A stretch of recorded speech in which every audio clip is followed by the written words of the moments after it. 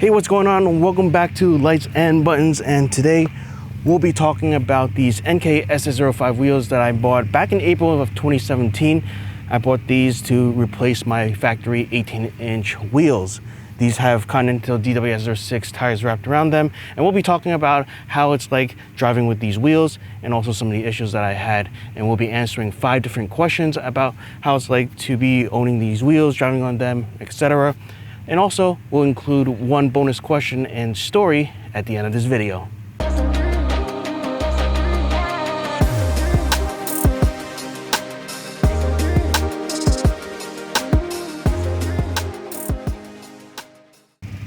Here on my phone, I got some notes. So let's begin with the first question. Is it a rough ride? Well, rough is subjective, right? So me personally, I honestly don't think it's a rough ride, and I think a lot of it has to do with the car suspension. You know, some people say that, oh, you're gonna have a backache when you get low profile tires, so don't do it. Not at all in this case. It's very reasonable.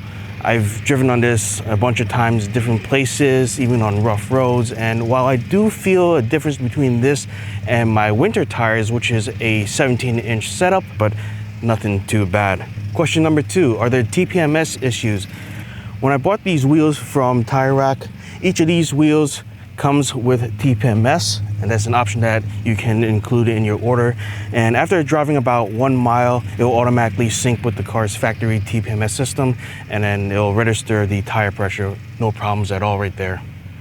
Question number 3, does the speedometer need to be recalibrated after purchasing these wheels? And the answer is no for my case, because even though I got larger wheels, the sidewall over here is smaller, and that compensates for the difference in sizes. Now, if you want to get technical about it, the factory 18-inch wheels are 245, or the tires rather, are 245 45 R18s, and these are 245 35s R20. If you plug it into a tire calculator, you'll see that there's a 0.4% difference in terms of the overall diameter, and that's within that acceptable, I think, 3% range. So no problems there with the speedometer. Question number 4, do the 20-inch wheel setup cause problems with either the transmission or the all-wheel drive system? For me personally, the answer is no. I haven't noticed any problems. While it is true that we're adding more unsprung mass to the setup, we're not doing anything super ridiculous there. Also, all of these tires are uniform in terms of the overall diameter. Again, a 0.4% difference between the factory setup and the new setup that we have here. So again, haven't seen any problems, and knock on wood that there won't be any problems in the future. Question number 5, does the tire rub? The answer is no. I haven't noticed any rubbing on any of the tires, and I do have the stock suspension. I didn't load the car or anything, but there is a difference in offset between the factory wheels and the Enkei wheels. The factory wheels that came with this car originally had a positive 55mm offset. These Enkei SS05s, they come with a positive 40mm offset, so you have a 15mm difference there. But with that difference, again, I didn't notice any rubbing. And then finally, now it's time for the bonus question, probably the question that all of you have been wondering. Do the tires pop all the time? And the answer is, well, it depends, and it's partially luck.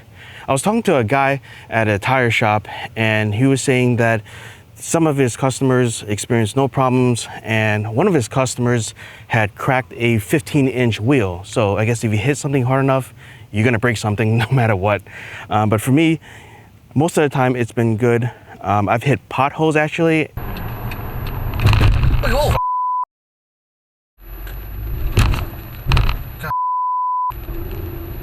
And it didn't crack the wheel, it didn't bend the wheel, the tires didn't pop. But this past summer, I did have tire damage, and it wasn't from a pothole.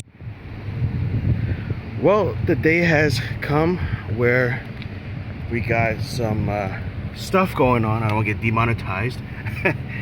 As you can see, we have damage on the wheel and the tire. And since this is a sidewall, I don't want to be driving on this. We still got some pressure, I guess, but again, don't want to chance it on the highway. I never had any curb rashes on the wheel before, but we struck an edge of a curb, so I think pressure hit on the wheel or on the tire right here, transferred over here. Got this thing kind of cracked now, and then also made contact to the wheel. So, and then let me show you the area that this happened. And as we make it down this alleyway, this is where the culprit is.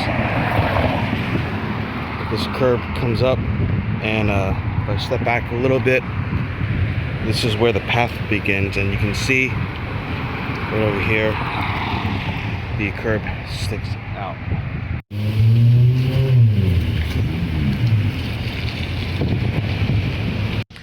So yeah, that sucks. That's the price you pay for having low profile tires, but you know, in the grand scheme of things, it's a localized to one wheel and one tire. So replacing that single tire, since it's 1/32 off from the factory, might not be the end of the world, but you know, right now we're just waiting for the tow truck.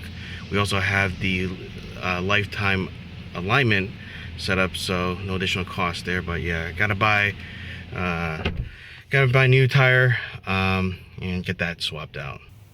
Unfortunately, the spare tire in my trunk was too old and I couldn't use it safely, and I couldn't justify just swapping it out. So we ended up waiting for AAA to come, which took quite a while. And once they came, they got the car on the tow truck and we were able to get on our way, heading over to the tire shop for a new tire.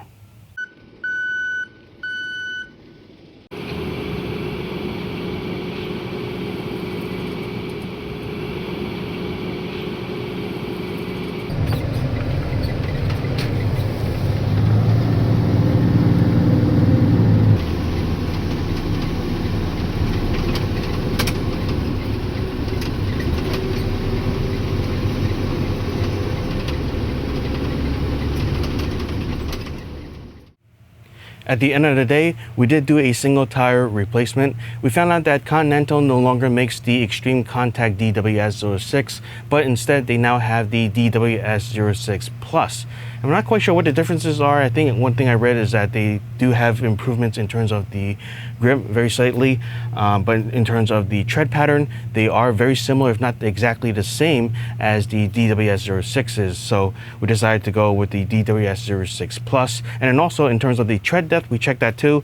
The tread depth is very similar to the other ones. So a single tire replacement is all we needed. That's all I got for today's video. Thank you so much for watching. Don't forget to like, share, and subscribe if you haven't done so already. See you in the next video.